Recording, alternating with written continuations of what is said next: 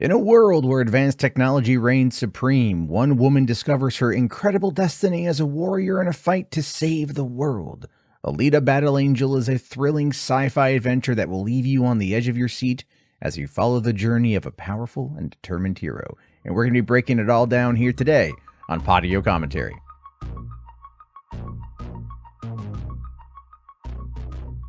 Hi, my name is Matt Jarbo. Welcome back to Podio Commentary. And today we're going to be talking about the 2019 film Alita Battle Angel, directed by Robert Rodriguez. This movie is one that I'm excited to make. This is one I'm very excited to talk about in my return to podcasting about movies. I've taken a little bit of a break while I've been trying to figure out the format for Podio Commentary, and I'm just happy to be back. And of course, why not talk about one of my favorite films from 2019? Why not talk about a movie that has fans demanding a sequel 4 years later? And also, why not talk about a movie that is currently being discussed by James Cameron and Robert Rodriguez in the lead up to Avatar: The Way of Water? But with all that aside, why don't we dive in to the show? So if you don't know, Alita Battle Angel was released by 20th Century Fox on January 31st, 2019. This movie had the unfortunate timing of coming out right before Captain Marvel, and due to the culture war, it ended up actually getting pitted against the movie. Now, I'm not going to lie, I kind of added to that a little bit 4 years ago because I found Captain Marvel to be a less than stellar movie overall, and Alita was just wonderful to watch, and the disparaging factors of the box office definitely were interesting to look at. But look, you can go back to it now and go, yeah, obviously, you know why Captain Marvel did 1.1 billion and why Alita only did 400 million. But of course, we're going to be talking about that as the story progresses. So let's talk about the synopsis. What is Alita Battle Angel? So this is a science fiction film set in the future in a world that has been ravaged by a catastrophic war called The Fall. The film follows the story of Alita, a cyborg who was found in a scrapyard by a scientist named Dr. Dyson Ito. Ito takes Alita in and helps her repair her damaged body, but she has no memory of her past. As she begins to explore the world around her and even learn more about her identity, she must also confront powerful enemies and fight to survive in a dangerous world. Along the way, she discovers that she has unique fighting abilities and becomes a formidable warrior, using her skills to protect those she cares about and uncover the truth about her past. It's a fascinating story. It's one that I really enjoy. It's one that I'm looking forward to hopefully seeing more of. But as Podio Commentary is a discussion of the film itself, I also want to go into a little bit of the information about how it came together. So why don't we start by talking about the writer and director and how that came to be. So the movie is directed and written to an extent by Robert Rodriguez, even though he won't get billing for it. We'll talk a bit about that down the road. Now, Rodriguez, if you don't know, and you should know who he is, but for the sake of levity, if you don't know, he has directed a number of successful movies. He did the Spy Kids franchise, Sin City, From Dusk Till Dawn, The Faculty, Once Upon a Time in Mexico, Desperado, Planet Terror from the Grindhouse movies. And of course, he did the glorious return of Boba Fett in season 2 of The Mandalorian. He has served as a writer and a producer and an editor on all of these films that he's worked on, and he worked very closely with James Cameron in order to bring the story of Alita Battle Angel to life. And Cameron, as we all know, is an acclaimed filmmaker, having directed Titanic, Avatar, Avatar 2, The Way of Water, The Abyss, True Lies, Aliens, Terminator, Terminator 2. I mean, this guy currently has the #1 and #3 highest grossing films of all time, and I feel that honestly, Avatar: The Way of Water will probably get up into that upper echelon as well. But again, there's a saying that goes around that says, never bet against Cameron. And this is a movie that I think actually kind of lives up to that ideal.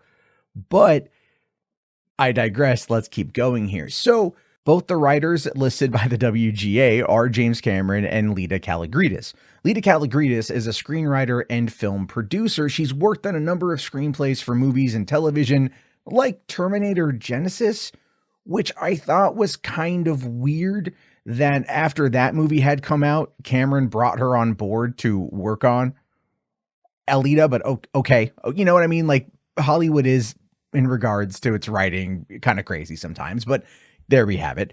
She's also worked on a number of other screenplays, including Avatar and Shutter Island, as well as television series where she was a showrunner of Altered Carbon, which was actually a really fantastic show that Netflix killed far too soon. Damn you, Netflix! But in this particular case, what we found out was back on May 23rd, 2019, BuzzFeed broke the story that Kalogridis was actually writing an adaptation for BioWare and LucasArts' Star Wars Knights of the Old Republic. And at the time, it was being identified as a potential trilogy. So look, you can look at Terminator Genesis and go, maybe that wasn't the best thing ever, even though it was setting up a trilogy of films. But here, Kalogridis was also brought on in to adapt Star Wars Knights of the Old Republic. This, of course, has not gone anywhere in 4 years, but listen, as a KOTOR fan, I would love to see it. So to know that it was kind of being worked on, and Cameron had enough faith in her ability to bring her in for Alita as well as Avatar, okay, cool with me. Yes, I'm going to defend Avatar. I love Avatar. I like the story. I thought it's fine. Yeah, we'll talk about that on another episode, though, because this episode is all about Alita Battle Angel. So eventually, Robert Rodriguez was brought in by James Cameron to condense and combine his 186-page screenplay and roughly some 600 pages of notes into what could be seen as a shooting script. And once Rodriguez got all of that done, and Cameron was heavily impressed with this, he offered him the directing job. And so when Robert Rodriguez came on board, now it came time to cast the movie. And starring as the title role of Alita is Rosa Salazar. And this performance actually brought her numerous awards, including Best Visual Effects in an Animated Performance from the Hollywood Critics Association and Best Voice and Motion Capture Performance from the Association of Latin Entertainment Critics. Christoph Waltz ended up joining the cast next as Dr. Dyson Ito. Jennifer Connelly joined up as Chiren, Mahershala Ali as Vector, the villain Ed Skrein as Zapan, Keenan Johnson as Hugo, and the film actually features a bunch of supporting performances from people you might know like Jackie Earle Haley, Lana Kandor, Adara Victor, and a few other people. I actually really liked the cast of the movie. I thought it worked really well for what they were trying to go for, and it just felt like Iron City was a really solid melting pot as the last of the undercities under Zalem, the last of the floating cities. It's a lot of lore there that they didn't really dive into too much, but that's okay. We get the gist of it, and I think it worked for what they were trying to do. So let's talk about how the movie actually came to be, which is my favorite part of any Podio Commentary episode. So what we know is that James Cameron is a big fan of Battle Angel Alita, which was a manga and I believe an OVA from back in the 90s.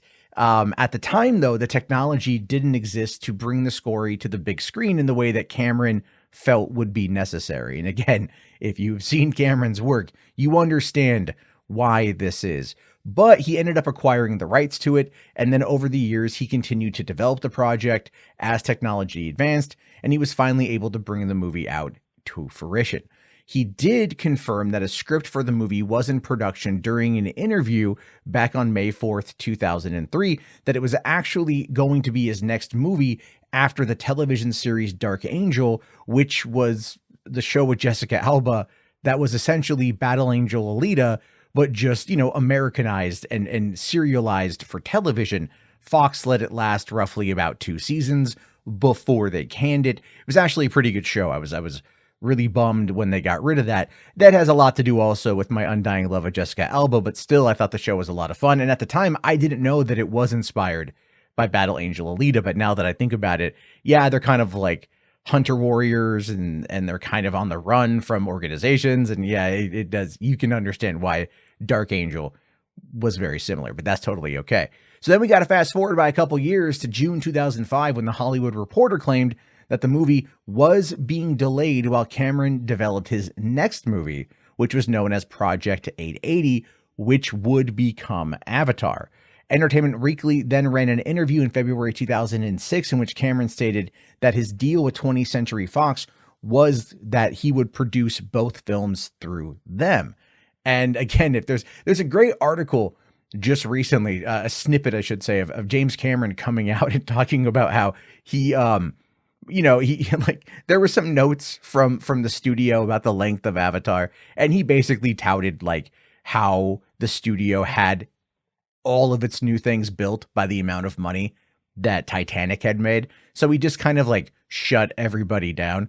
And obviously, Alita did not go on to earn as much money as Titanic or Avatar, but I do feel that does have a lot to do with the release date and when it came out, because a January release on a movie like that feels like it should have been a summer blockbuster is just kind of weird. Coming out right, leading into the release schedule for Captain Marvel, and then of course Avengers Endgame, they were kind of sucking up all the oxygen of the room.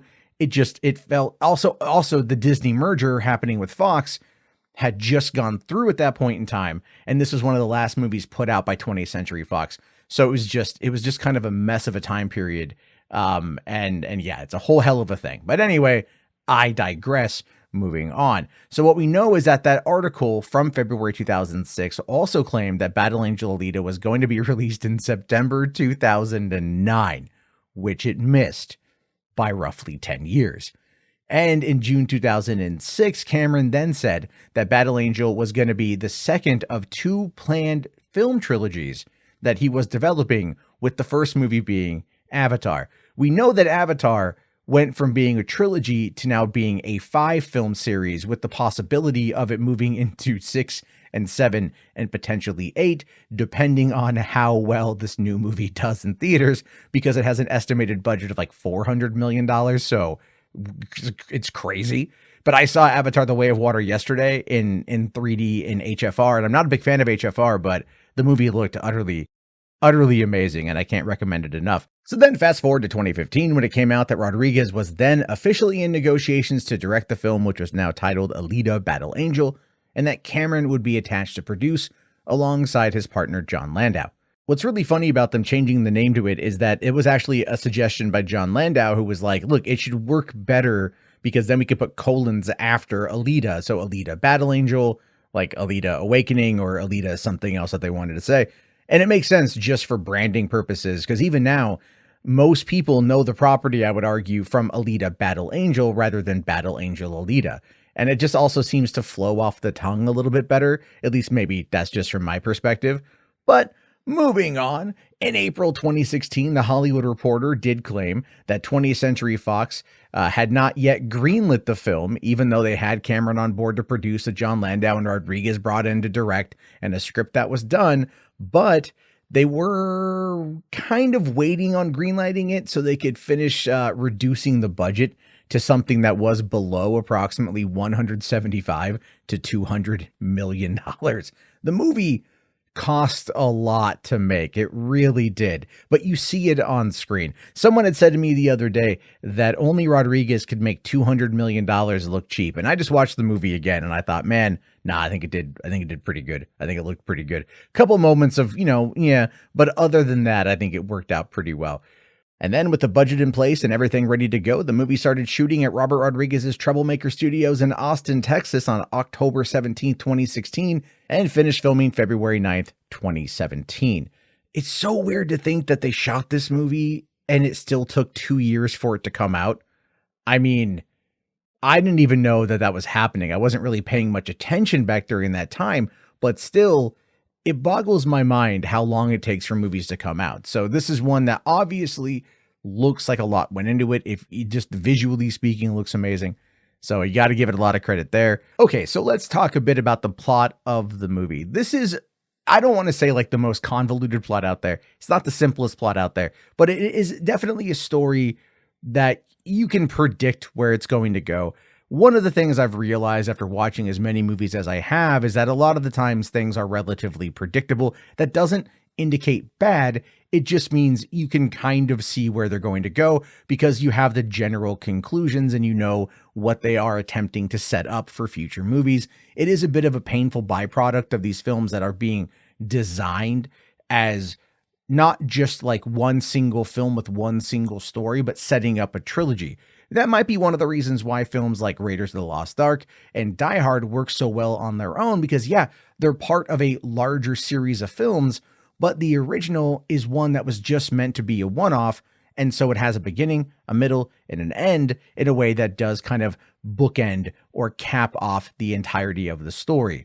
This movie clearly doesn't have that because there's so much world building that goes in to the concept of Iron City, to the concept of Salem, and who the power players are and their place in the world and things like that. So when we find out that this does take place in 2563, 300 years after Earth was devastated in a catastrophic war simply known as the Fall, Dr. Dyson Ito discovers the disembodied female cyborg with an intact human brain while scavenging for parts in Iron City. And he ends up taking that body and affixing the cyborg body of his dead daughter to it in order to bring her to life, to find out more about who she is. And it's a little bit weird, I'll fully admit, that particular plot line.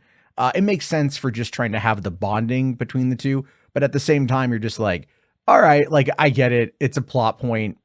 They need that emotional resonance. Let's move forward from there. And then as Alita starts to kind of make her way through the world, she starts to find out more about like the hunter warrior clans, which of course are bounty hunters. And I would argue, I really hate the name hunter warrior. I just call them bounty hunters. You know what I'm saying? Like, just call them bounty hunters. They're bounty hunters everywhere else. There's bounty hunters in Star Wars. There's bounty hunters in Westerns. There's bounty hunters in post-apocalyptic worlds. Just call them a damn bounty hunter. Hunter warrior just kind of comes across as a little bit crazy.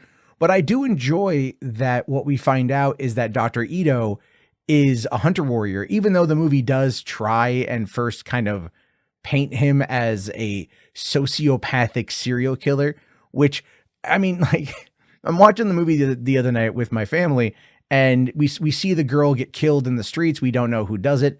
And then we see him and he's injured. And Alita starts to kind of, she's kind of questioning who he is and what his motivations are. And then, they kind of set it up. And even my girlfriend goes like, he's not the killer, is he? I'm like, no, he's not the killer, but then you find out that he's actually a bounty hunter and he is going after these people who are evil. And you're like, okay, great. But what's funny too about that is there's like a level of hypocrisy in that particular situation for me. And I say that because, he works for relatively free. Like he's like a pro bono doctor. Like one guy pays him in oranges, and then he's all like, I do this in order to keep the clinic afloat. But during the bar fight scene with Alita in the Hunter Warrior bar kicking the crap out of everybody, he breaks it up by saying no more free repairs. So here's the thing. He's a hunter warrior. He hunts down people with bounties. He kills the cyborgs with bounties because he is trying to make up for the death of his daughter that he blames himself for, which is completely valid storyline. And I thought was actually really good. But at the same time, the bounty hunters are people who are also villains in the movie. So how many of these people has he repaired for free because they're part of the hunter warrior clan? It like there's elements of it there where you're like, look, there's some blatant hypocrisy because I'm pretty sure he's probably taken out a fair amount of these people. But what I found to be really interesting about that too was how that tied into the whole situation with Hugo, who is Alita's love interest and boyfriend, who is just trying to get out of Iron City. He wants to get up to Salem, so he's working with Mahershala Ali's Vector by basically just kidnapping people and then dismembering them for parts in order to use for whatever nefarious purpose Vector has. Although he knows what he's doing is bad, but he's like, I don't kill anyone, so I'm going to kind of justify it like that. But then here comes this cyborg girl that I fall in love with, and now my entire life is upended, and everything I've ever done now is really, really hypocritical because I love this girl. And I mean, again, standard trope you're going to find in a movie like this, the standard kind of teenage romance of like the boy from the wrong side of the tracks. It's really not something that I'm like really looking at going, yeah, all right. It's a little bit deep. It's not deep. It's just not deep. It's not deep storytelling, but it's okay because you still hit the emotional resonance between the characters. And I thought that the two had good chemistry and that they worked out pretty well overall.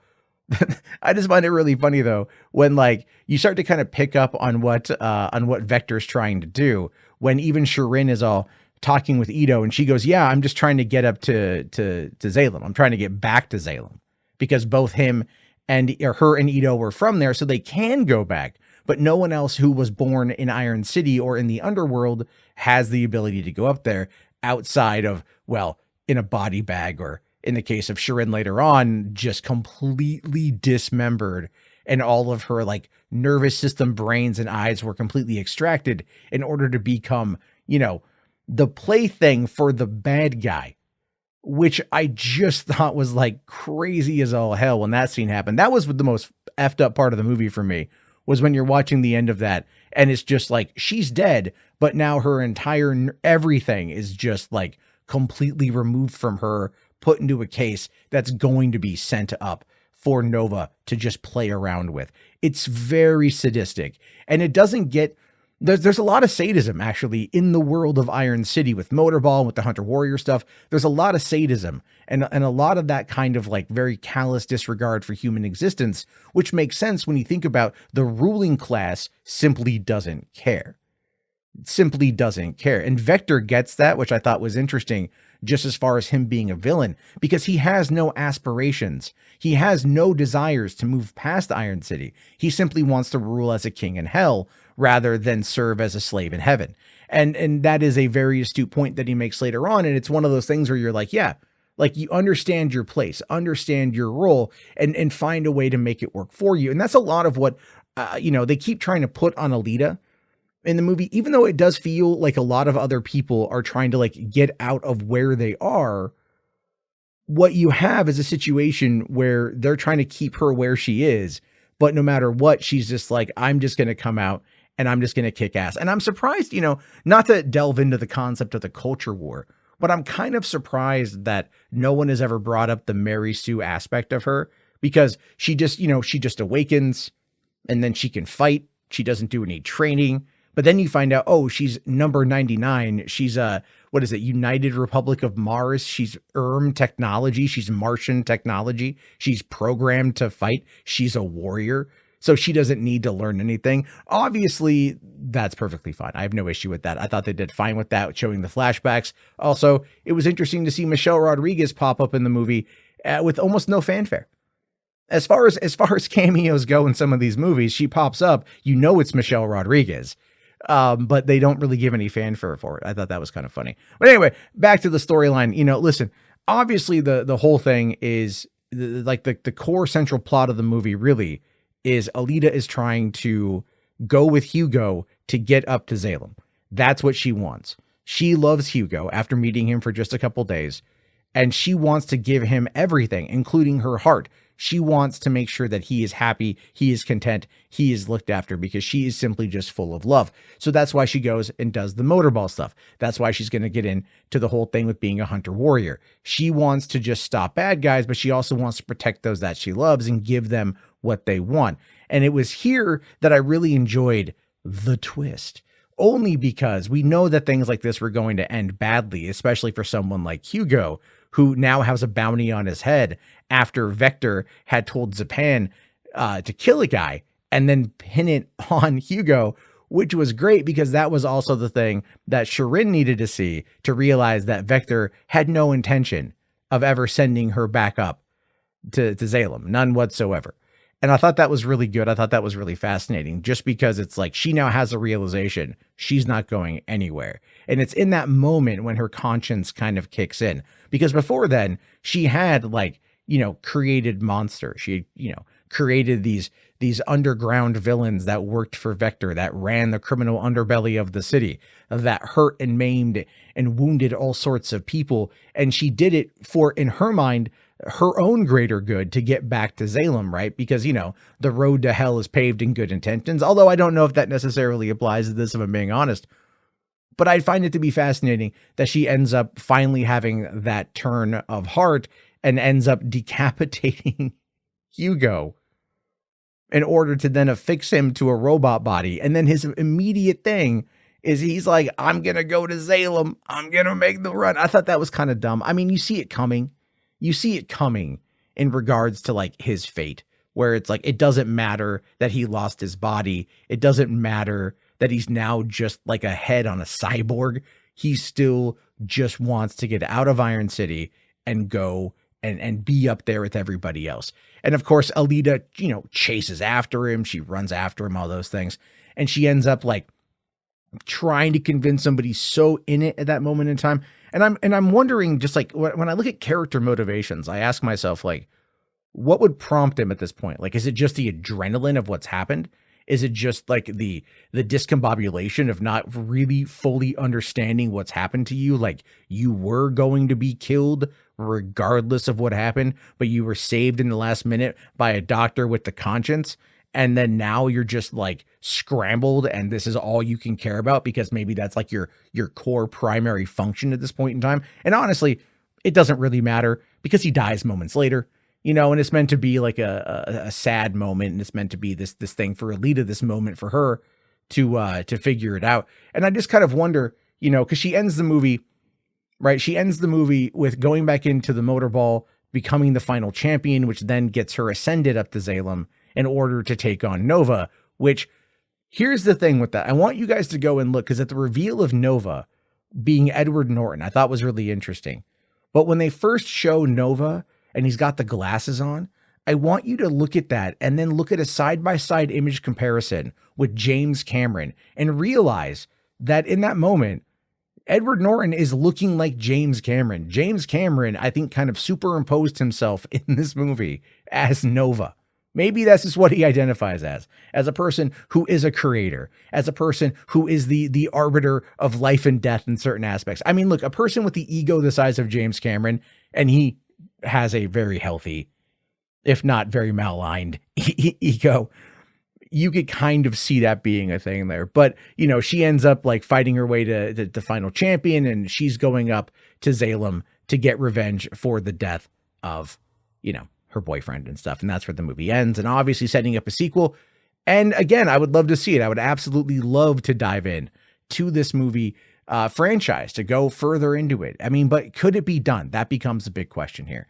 And talking about the future of the franchise, talking about all the other stuff there, we have to really ask ourselves, is Disney, because now it's all Disney, is Disney going to put up another $200 million per movie in order to get something like this out there for the fans who may or may not have shown up on home video and on digital? Like the movie is streaming on Hulu right now.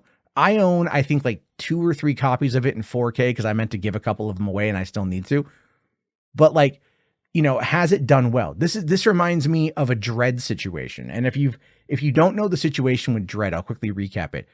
Dredd, $50 million independently made movie, completely botched its release by Lionsgate, who didn't know how to market it. When the movie came out 10 years ago, it crashed, it burned, but it found a home, it found fans, it found a massive cult following on home video. So much so that there was even Dredd Day for a couple of years, which the idea there was on Dredd Day, you buy a copy of the movie on DVD, on Blu-ray, or on digital for someone who doesn't have it, and you try to convert them into being a Dredd fan in hopes of forcing the studio to go and make another movie. And of course, it's been 10 years. There's been no movement. There's been some discussion about a TV show on Amazon or something. Who knows with that? But really, where we are right now is kind of in the same boat.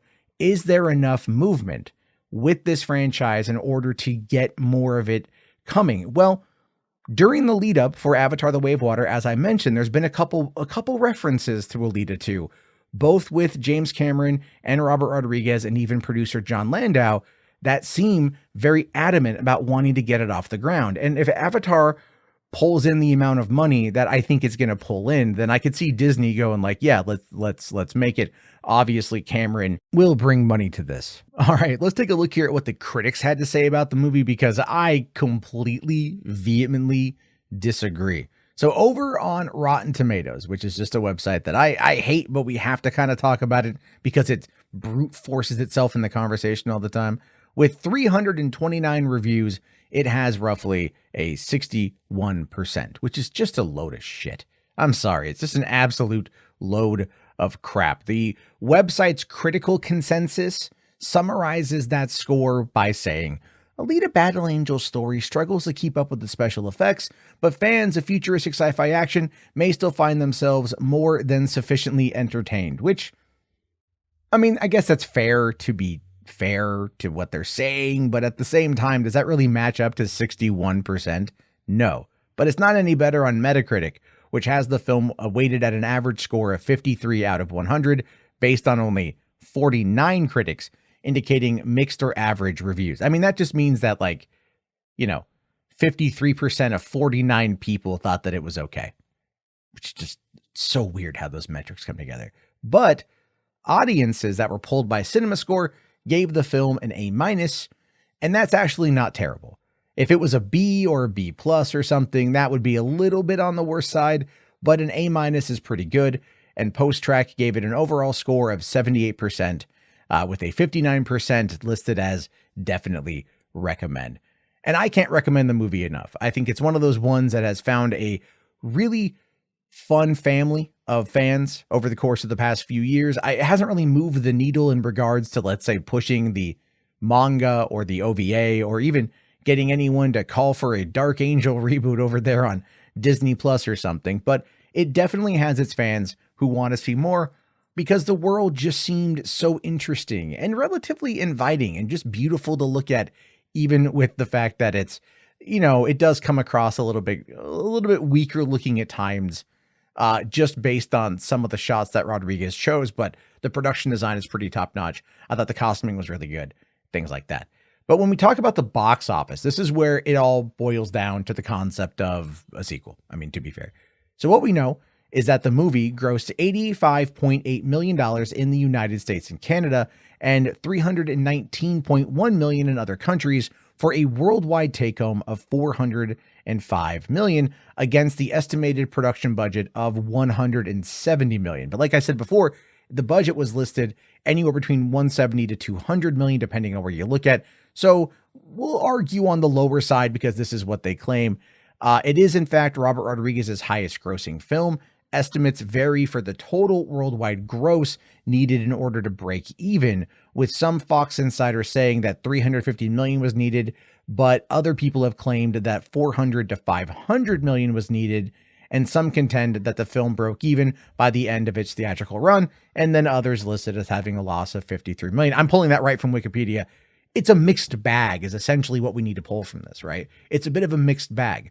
So if the movie had a $170 million budget, you think it would need about $340 million in order to break even, not including what they would have spent on marketing. The movie pulling in $405 million worldwide would put it in that kind of Goldilocks range, but still maybe not enough in order to push it towards sequel territory.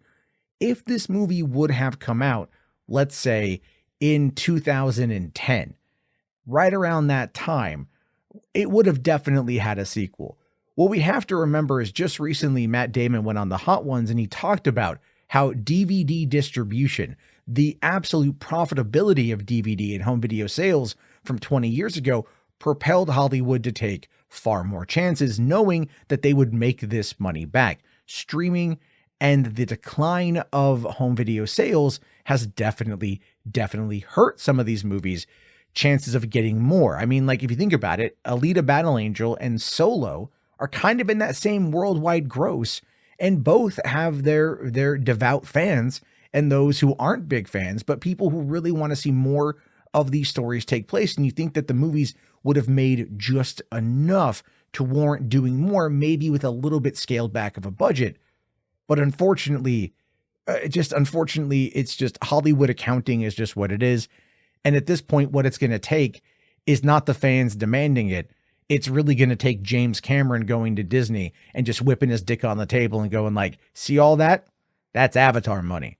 I want it to also be Alita money. That's what it's going to take, unfortunately, but we'll have to wait to see if that happens. Now, one of the little interesting things that I found out about this was there's actually a lawsuit about the movie itself, only in regards to the Battle Angel name. So going back to January 30th, 2019, literally the day before the movie came out, a company called the Epic Stone Group, which is a Florida-based multimedia company, sued 20th Century Fox for trademark infringement over the Battle Angel name. The lawsuit claimed that Epic Stone Group had filed the trademark for Battle Angel in 2009 for computer games, action figures, and other merchandise, and it had filed a new application in April 2018 to use the name on DVDs, ebooks, films, and television programs. But on May 30th, 2019, so a few months later, they actually filed a petition to dismiss their trademark infringement suit against 20th Century Fox with prejudice. What that means is they're basically telling the court, our bad, we're sorry, we're not going to do it again. In fact, if you rule this way with prejudice, we will not be able to do it again, which tells me that they realized that they tried effing with James Cameron and effing with the stuff that he's tried to do. So, that ain't going to work because he's been into it for years. He's been into it since the 90s. He had the rights to this stuff in the 90s. So it's kind of ridiculous. I mean, it's like Avatar: The Last Airbender had to change the name, had to add The Last Airbender to Avatar because of James Cameron having the rights to the name Avatar since 2000, right? And that's why even the Avatar: The Last Airbender movie that came out in June of 2010, 7 months after the release of Avatar, they just simply had to name it The Last Airbender as to not have brand confusion. Although all things considered, the movie might have actually found itself getting a sequel if they would have tacked that Avatar on top of it, because the general audiences may have thought that Avatar had gotten a sequel and rushed out to go see it, giving it a little bit of that extra box office bump. But we'll have to talk about The Last Airbender on another day, because I know a lot of people out there that fundamentally hate that movie. And I remember the one time I saw it going, it wasn't that bad. But I also, by the way, have no point of reference for the original series because I've never seen it. So there's that. That will have to be a future Podio Commentary episode that will most likely end up being massively, massively contentious. But at the end of this, I'd like to say, for one, I do adore this movie. I think it's a lot of fun. I think it's a movie that has the opportunity to live on in fans' hearts and fans' minds, and people out there really want to see it. Hashtag Alita Army is a big thing on Twitter. A lot of people jumped in on it, and I think they jumped in on it in the early days as part of a culture war type situation because there was that was happening at the time. But as the 4 years have passed since then, it's kind of migrated itself into a space where people just want to see more.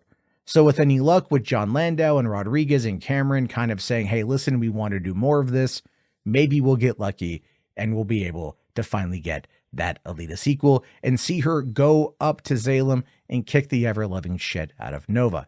I don't think we'll get a trilogy, but I do think we could get a part 2 to wrap things up, and that would be okay with me. But I want to know what you guys have to think about this. So let me know, if you're finding this on YouTube, leave me a comment. If you're listening to this on Spotify or iTunes or Google Podcasts or wherever you get your podcasts, please head over to iTunes and leave a review. That'd really help me out. And if you guys want to join in on the conversation, again, check me out, youtube.com/Podio Commentary. You guys can get a link to the Discord and join in on all the fun over there. I will talk to you guys later. Have yourself a great day. Thank you for listening to Podio Commentary, and peace out.